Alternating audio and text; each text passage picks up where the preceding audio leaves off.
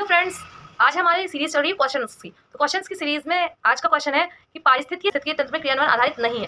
जो फंक्शंस होते हैं वो किस पे आधारित नहीं है। तो इसका फर्स्ट ऑप्शन है ऊर्जा प्रवाह, सेकंड ऑप्शन है पोषक तत्व चक्र, तीसरा ऑप्शन है जैव भू रसायन चक्र और चौथा है ज्वारीय ऊर्जा। तो आप इसका आंसर कमेंट सेक्शन में दीजिएगा। उससे पहले मैं आपको बताती हूँ चारों का मतलब। सबसे पहले बात करते हैं ऊर्जा प्रवाह की। ऊर्जा प्रवाह जो होता है वो हमेशा एक दिशा में होता है। पोषण स्तर के बढ़ने के साथ साथ हमारा ऊर्जा प्रवाह बढ़ता है। जिस तरीके से घास को बकरी ने खाया तो बकरी के अंदर ऊर्जा आई, फिर बकरी को लगभग ने खाया, या चलिए डायरेक्ट शेर नहीं खा लिया तो शेर के अंदर ऊर्जा गई। लेकिन इस तरह से कभी नहीं होगा कि वो उल्टी चले, या फिर जैसे घास के अंदर ऊर्जा आ जाए, घास शेर को खा ले, घास बकरी को खा ले। हालांकि ये इनडायरेक्टली तरीके से होता है, कंपोस्ट होकर उसके बाद मिल जाती है तो घास निकलती है या पेड़ पौधे निकल। लेकिन कभी भी ऐसा नहीं होगा कि बकरी शेर को पहली बात तो खा भी नहीं सकती, दूसरी बात ऐसी ऊर्जा उल्टी नहीं चलेगी, तो सीधी एक दिशा में चलती है। ऊर्जा प्रवाह इसी को कहते हैं। जैसे ऊर्जा का एक प्रवाह होता है। दूसरा आता है पोषक तत्व चक्र। पोषक तत्व चक्र में बात हम न्यूट्रिशंस की कहते हैं। पोषण स्तर 1, पोषण स्तर 2, पोषण स्तर 3, ये सारे आप लोगों ने पढ़े होंगे।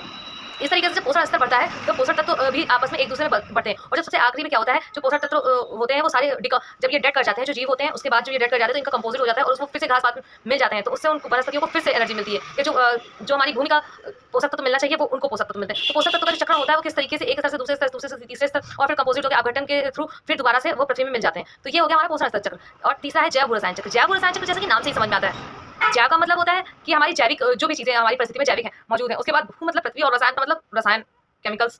तो जो हमारी जैव है वो कैसे पृथ्वी से और वो जैविक चीजों से और पृथ्वी को मिला के एक रसायन चक्र जो होता है उसको इसमें क्या होता है, अकार्बनिक पदार्थों का कार्बनिक अवस्था में और कार्बनिक अवस्था को अकार्बनिक अवस्थाओं में परिवर्तन होता है। जिस तरह से आप लोग समझिएगा, जैसे कि नाइट्रोजन, फास्फोरस, ये सब से मिलकर हमारी घास उगी या किसी भी तरीके की वनस्पति बनी। अब वनस्पति को हम लोग क्योंकि सर्वाहारी है तो चलो हम लोग की बात करते हैं मनुष्यों की। हम लोगों ने खाया, उससे हम लोगों की बॉडी में एनर्जी मिली, हम लोग को पोषक तत्व हमारे अंदर गए, पोषक तत्व भी गए। और दूसरी बात रसायन चक्र कैसे पूरा हो रहा है ये समझिएगा। तो वो जो फिर उसके बाद हम लोग के अंदर गया, हम लोग मर गए, तो वो डेथ हो गई हम लोग की। जब हम लोग कंपोजिट हो गए मिट्टी में, तो वो सारे जो हम लोग के अंदर के जो मिनरल्स थे वो फिर से मिट्टी में मिल गए। अकार्बनिक पार्ट में डिकम्पोज हो गए। लाइक अकार्बनिक पार्ट जैसे कि मिट्टी हो गई, मिट्टी हमारी क्या है, अकार्बनिक पार्ट है, तो मिट्टी हो गई, या जो पोटेशियम फॉस्फेट जो भी जरूरत है न्यूट्रिशंस पृथ्वी को वो हमारे अंदर से पृथ्वी को मिल गया। इस तरीके से वो डिकम्पोज हो गए और फिर उसके बाद फिर उसी से घास पात वनस्पतियां होगी और उसको फिर ह्यूमन ने खाया। तो इस तरीके से कैसे कार्बनिक अवस्था से अकार्बनिक अवस्था में, अकार्बनिक अवस्था से कार्बनिक अवस्था में जो ये चक्कर चलता है इसी को कहते हैं जैव भू रसायन चक्र।